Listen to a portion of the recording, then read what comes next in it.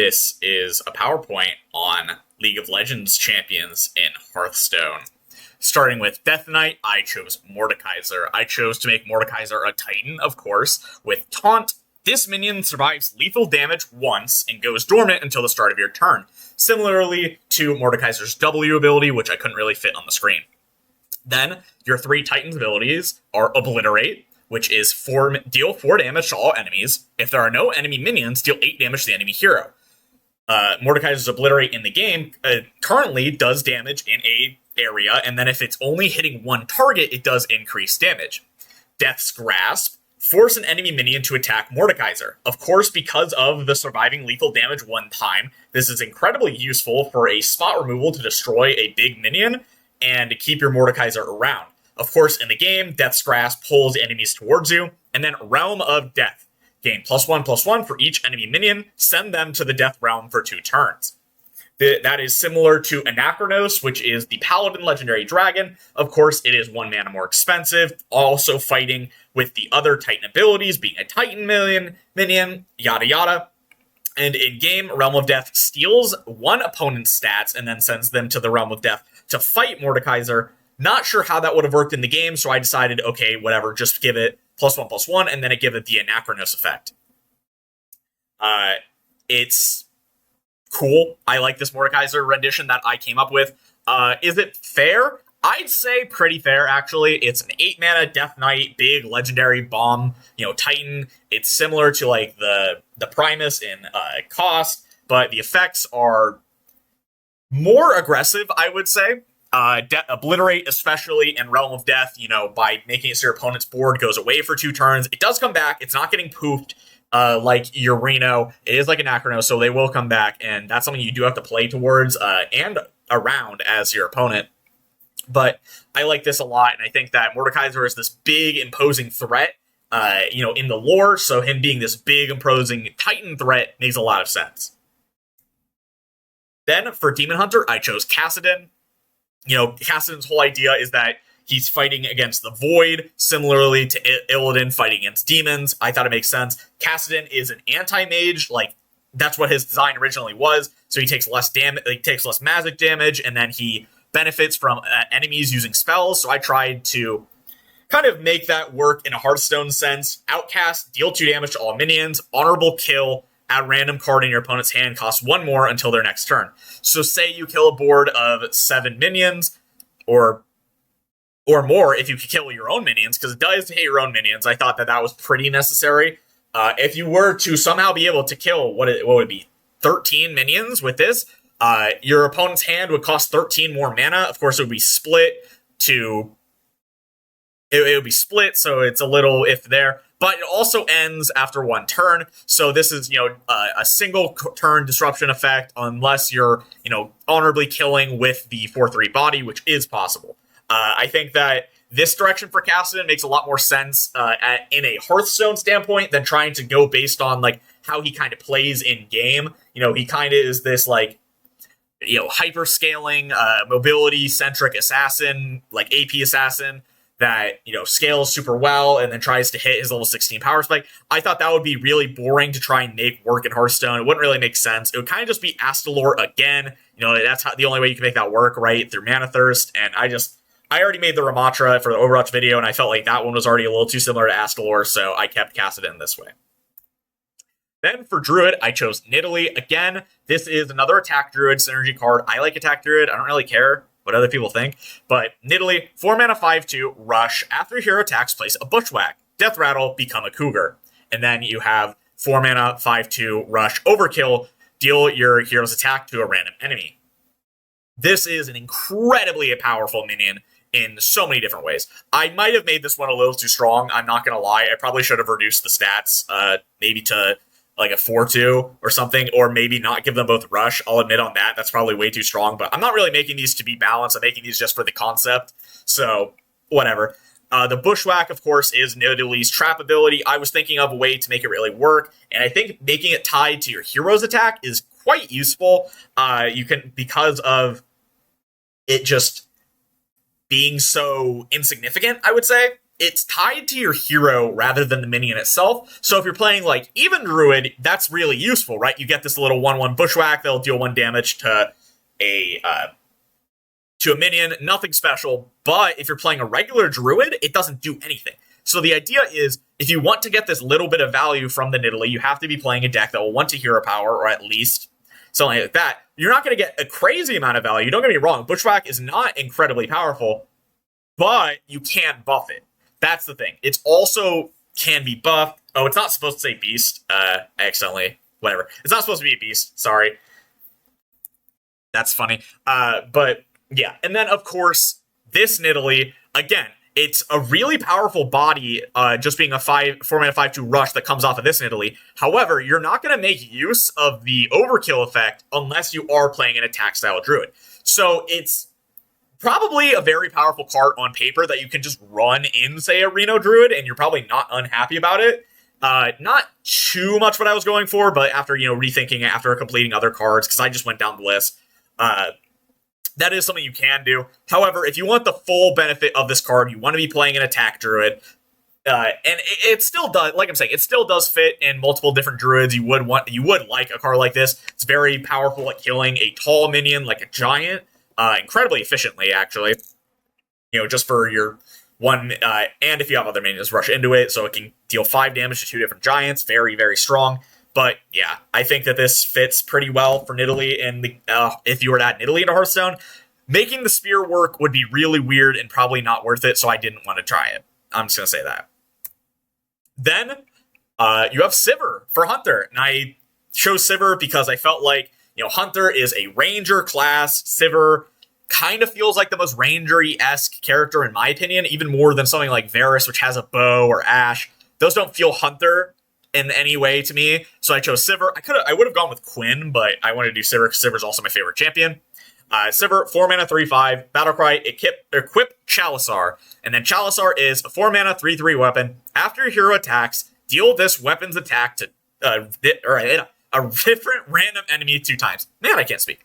That's supposed to be, of course, the Ricochet effect that Sivir has. It's her most iconic ability by far, and this is like a very aggressively oriented Hunter minion and weapon that you get from it. Sivir has a pretty okay body. A lot of Hunter minions have this kind of 3/5-ish body with a powerful effect, in getting your Chalice-R. And then the Chalice-R, it benefits from weapon buffs, which Hunter doesn't really have many of, but it's a super aggressive tool. It can hit your opponent's face twice, which makes sense for Ricochet. If you hit your opponent's face, they only have 1 minion on board. It'll hit their face, hit a minion, then hit their face again. Makes a lot of sense for the Ricochet effect because it can only hit the same target twice, if I remember correctly. Each target up to 1 additional time. Yeah. For empowered attack. Maybe reading's hard. Sorry, I'm just blanking. I just spent so long doing this that my mind is melting. Yes, if you auto attack and then if you W empower auto on a target, it can bounce back to them 1 time. I don't know why my brain was having such a hard time reading the ability when I played this champion, like probably 300 times or more at this point. I was reading the ability and I was so confused. I'm like, huh? But no, that's not how it works. Yeah, if you auto a target, press W and then auto a target, it will bounce to something else and then can bounce back to them once. I don't know why I couldn't think of that in my brain, but that's why Chalice-R is designed this way and worded hopefully in a way to do that. Sorry, I'm just rambling. I'm really like enjoying this concept, and I just like to talk about what I'm doing. I kind of really enjoyed the Overwatch video, so I just really like to talk about like what is going into these cards. Then for Mage, I chose Ezreal. Ezreal feels the most Mage out of all the mages in League, in my opinion. All the other mages don't really feel like they fit well in Mage, so I chose Ezreal. It's 1 mana 2/1, Spellburst, gain Mystic Shot. Mystic Shot is 1 mana, deal 2 damage. At the end of your turn, return it to your hand. Mana Thirst 8, add True Shot Barrage to your hand. And then True Shot Barrage is, of course, Ezreal's ultimate ability. 6 mana, deal 5 damage to an enemy. Repeat this with 1 less damage to a different enemy. Gosh, I can't talk. What that does is it's star power, but you can target face with it. So, it also says to a different enemy. So I would presume, because I changed the wording on star power, that it could only go face the one time. Or, like, say you play it on, a 5 health minion, then do 4, 3, 2, and then you could hit face for that one last damage, or at any point in those times, it would only be able to hit face once, which is the idea. Now, you might be thinking, how does this really work? So, Mystic Shot is all about being a reliably spammable ability that will reduce the cost of your abilities as you hit it. In Hearthstone, an effect like that would be really broken if you had like 1 mana deal 2 and then reduce the cost of every card in your hand by 1 or something. That would be incredibly broken. So I thought, okay, what if we made it so it gives you your big ultimate ability after you get, your Mana Thirst? The way that it's worded currently would mean that because Mystic Shot is, you would keep getting True Shot barrages, but I don't think that would be too strong. So the reason I don't think it would be too strong is like, at most, the True Shot Barrage is 6 mana deal 5 face. Yeah, you can do that probably every turn, and then it's technically 7 mana deal 7, but that's not that good. That's really not that good. So I think that the way that it's worded right now works very well. It gives Mage like a big repeatable spell for big spell Mage, and that was part of where I was going with this as a powerful early drop for a big spell Mage. You can have your really cheap Mystic Shot spell because you can't run any other spells to help you fight for board. So, yeah, it does make it is a little weird with the spell burst because that kind of doesn't work too well with a big spell mage, I will admit, but I'm not sure how you would change that. Spell burst is just such a spell focused mechanic that I feel like it's what should be on here. So I'm not sure like how you would work in new sort of big spell mage cards, because I guess in theory big spell mage doesn't necessarily care about having small spells. It's Dragon's Fury specifically that cares about having small spells. So I guess that's not that big of an issue, because you wouldn't really run Dragon's Fury today anyway. Then for Paladin, I chose Leona. I mean, Leona's like the most iconic Paladin, the most Paladin League champion. Nothing else even comes close, I'm gonna be honest. 6 mana, 3/6, taunt, divine shield, rush. Whenever this damages a target, the next damage source it takes is increased by 3. That is supposed to be similar to Leona's passive ability, Sunlight. Whenever she uses an ability on a champion, it marks enemies hit for 1.5 seconds. So not even just champions. And then whenever your ally champion hits them, they take bonus damage. That it adds up a lot. Leona usually is doing pretty good damage early game because of her passive. And then I decided, taunt divine shield because of Eclipse. She's going to be more tanky. Eclipse is her big, damage sponge ability. Makes a lot of sense. I decided that it should be whenever this takes damage, or this damages, rather than whenever this attacks, because it's a big taunt minion, right? Sometimes you want your big taunt minion to get hit by a lot of things, rather than your big taunt minion to attack something, and then that would be useless for an effect because you're not attacking with it. I think this one's pretty cut and dry about how it makes sense in the game. It wouldn't be too strong in any way. I think this card's probably weak, actually. I'm not going to lie. But again, as I've said, I'm not here about balance. I'm just trying to get the idea across and a proof of concept. Then, for Priest, I chose Nico. 2 mana 2/2. Start of game. Transform into a copy of a card in your opponent's deck. When they play it, summon Nico. So say Nico transforms into an Arcane Giant in your Miracle Rogue opponent's deck. Then they play their Arcane Giant. Nico will summon as a 2/2 on your board. No, it won't really do anything because the start of game is like the only effect that Nico has, but it's just a free 2/2. But you got that Arcane Giant in your deck. Is that good? No, because you don't want an Arcane Giant. But if it turned into Shutterwalk, that would be nice, because now you have a Shutterwalk in your deck. Your opponent didn't have to... It's just a really powerful Thief Priest card. Nico is all about transforming into allies, or ally minions, or monsters, or wards even, jungle plants, traps, etc. Transform into almost anything to trick their opponent. And that it fits pretty well as a Thief Priest sort of card. Chameleos is Chameleos. If you from Ungoro, 1 mana 1/1, see a card in your opponent's hand. Nico effectively does something similar, because if you were to draw whatever that stolen card is, you get to see what card it is. So it is quite similar, but I like this concept a lot. I'm not gonna lie. I think this is probably one of the best ones that I made. At absolute worst, you get to steal like your opponent's Shutterwalk or something, and then Nico doesn't really get to be played because I guess you'll be able to summon the 2/2 after the Shutterwalk, but you don't really care about that. But best case scenario, you play it's something like they're like a 1-drop, and then they play it on turn 1, and then you get a free 2/2 on turn 1, and that'll help you fight for board as a Thief Priest, and that's very powerful. Is this card great? No. Is this my favorite card in the video? I'd say so. It's very cool. Then, for Rogue, I chose Shaco. 2 mana, 3/2, stealth for 1 turn. Whenever this minion attacks, summon a Jack in the Box.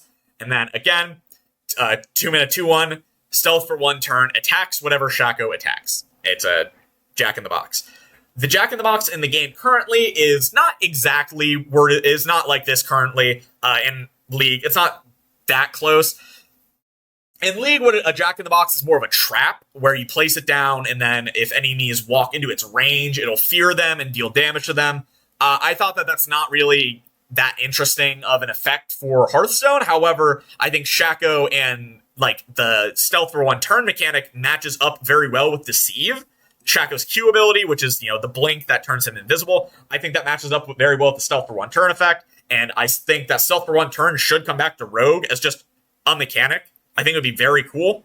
How could you make that work? You could give Jack in the Boxes as Shaco's big, thing. And then, again, like I'm saying, I don't think them being traps makes much sense. However, them being minions that benefit from Shaco, just being alive on your board, either by re-giving it stealth through Conceal or, somehow protecting it. Maybe you could bounce it back to your hand and then just replay it. And then the Jack in the Box, will have like stealth for 1 turn, stuff like that, blah, blah, blah. I'm not 100% positive how you can make this work in a deck, but I think the concept holds up very well of just being a stealth. Deceive is a relatively short stealth blink effect. It's, and on a short cooldown is what I mean. Short cooldown, blink effect that I think works well with stealth for 1 turn. I know I'm rambling, but it's hard to talk through without like full context of what I'm going for. Okay. So for Shaman, I chose Udyr. This is Spirit Guard Udyr, specifically in this art, and then for the icons, I just went with regular Udyr. It's a 7 mana hero card. Whenever you hero power, gain +2 attack this turn. And then you have your 4 hero powers. Bear Stance, Phoenix Stance, Turtle Stance, and Tiger Stance. What Udyr does, he has different stances that he goes in between because he doesn't have an ultimate ability. He has 4 basic abilities. You can read that in his little thing right there. I didn't pull up the abilities because it wouldn't fit. There's no way I could make them fit and be readable, so there. Bear Stance. Freeze an enemy, and that's it. The idea is it's just target, freeze an enemy, and then you get +2 attacks. You can attack face or attack something. It's like how Udyr Bear Stance, it will stun whoever he attacks, but it has a cooldown based on that. So I thought, freeze an enemy makes perfect sense. Phoenix Stance. Gain, whenever you attack this turn, deal 2 damage to all minions. Of course, you would press a hero power and you gain 2 attack, then you deal 2 damage to all minions. This one's probably too strong. I'm not going to lie. It probably should be 1 damage or maybe even something else. I'm not too sure. Compared to the other ones, it feels too strong, in my opinion. But that's just me. Turtle Stance is give you hero 5 armor and lifesteal. So then, of course, you're going to gain 2 health and then the armor. Again, I don't know why I put 5 on this. It definitely should have been like 3. I think I made this thinking that it was going to be weak, and then I remembered, oh wait, you have so much like variety on these hero powers that like it's not 1 individually strong hero power you need to make, it's 4 pretty good hero powers you need to make. So I made these individually too strong, in my opinion. I think they should be a little bit weaker, but again, not really caring about balance. And then lastly, you have Tiger Stance. Give your hero +2 attack and Wind Fury. Changes each turn. So you get 4 attack and Wind Fury on your 7 mana card that you get 1 in 4 times when you don't have that many good weapons in Shaman. Shaman runs maybe one weapon total in both formats, and it's not a weapon, it's actually a minion. And it's, Dr. Holiday. It's yeah, you're not gonna complain about this one. I'm gonna be honest with you. You have to think about Alakir as well. Alakir, of course, is hero power, give you hero +2 attack, Divine Shield, and Wind Fury for your hero power every single turn. Now, you don't get the +2 attack based on the passive effect of Udyr, but that's why it's a bit of a trade-off. You don't gain Divine Shield, but instead you gain +2 attack versus Alakir's hero power. I think that's completely fair. Udyr is all about the stance changing and having stances that have, their specific niches. He has 2 damage stances. He has one, the crowd control stance, and he has one, durability and healing stance. So I think I made, Bear and Tiger very on theme, and I like them a lot. But after revisiting, talking about other cards, having more time to think, I think that Phoenix and Turtle need a little bit more tweaking to be more fair, because individually they're too powerful rather than just being a core powerful 4, flexibility-based hero powers. Then for Warlock, fuck it, man. I don't goddamn care. I was talking about balance and wanting to make things look cool and kind of thematic and fast. I don't give a shit. 10 mana, 2/10, taunt, death rattle. Draw a card for your opponent for each soul fragment you've drawn this game. Now, you might be thinking, does this card suck? And the answer is fucking yes. However, Warlock also has access to Phylactery. And if you don't know what Phylactery it is 4 mana, discover a Death Rattle minion that has died this game, give its Death Rattle to your minions. So, what you can do is you have Thresh at some point die throughout the game. Doesn't even have to have that many soul fragments drawn. And then you draw all your soul fragments, you make a big board, and you make your opponent draw 8,000 cards based on how many soul fragments you've drawn this game. You double it up with Baron, you do all this kind of stuff, you can Umbra it, I don't even care. And then you just OTK your opponent in the most mark way possible, and that's why I thought Thresh is really fun. Realistically, soul fragments don't exist in any possible way. You would have to make new soul fragment cards that don't suck for this to be playable, of course. And would this be too strong as a top-end finisher for a Reno Warlock? I don't think so. It's like Ticketus, but more volatile and more toxic in some ways. Is this a card that I would want to be printed? Maybe. Maybe. Reno Warlock has been struggling for a long time. This would be a big bomb card that's still weak to Yogg, or because it can get stolen, or weak to Reno Lone Ranger because it can get poofed.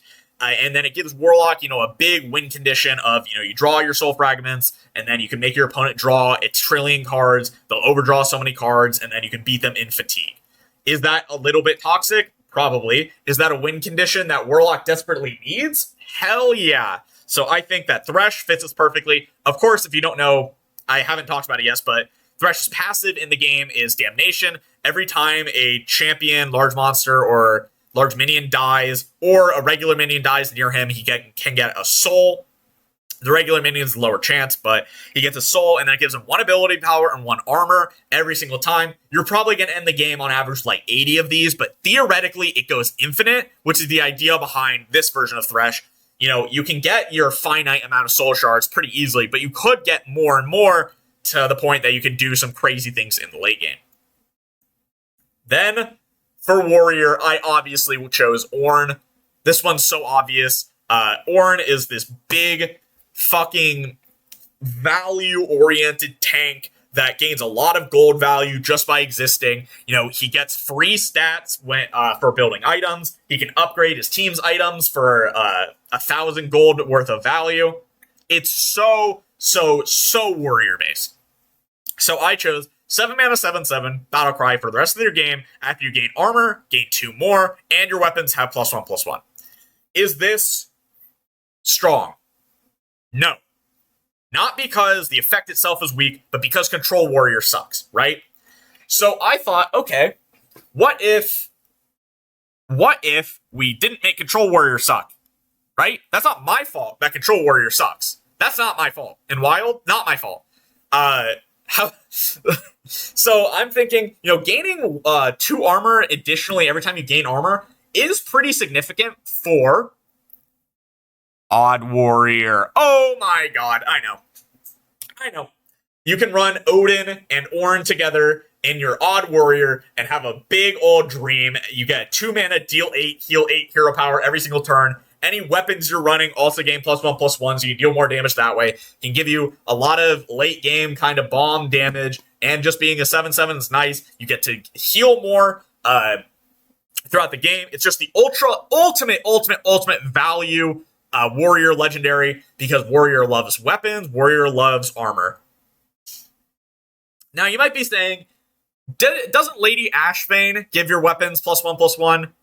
No, it gives weapons in your hand, deck, and battlefield +1/+1. That is a very distinct difference, because if you generate a weapon in any way, shape, or form, it wouldn't gain the +1/+1. Do you know what funny Odd Warrior legendary card can give you a weapon every single turn?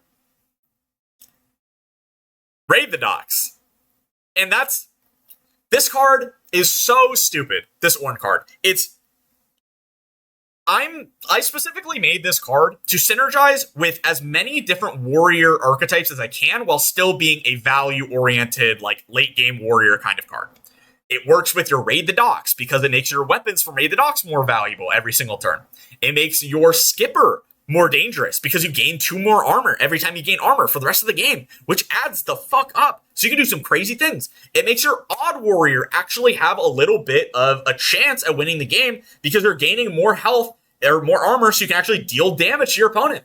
It does everything. It does everything that these late game kind of meme warriors that aren't very good actually kind of likes. So I thought, you know what? This is hilarious, and that's why I was going to make it.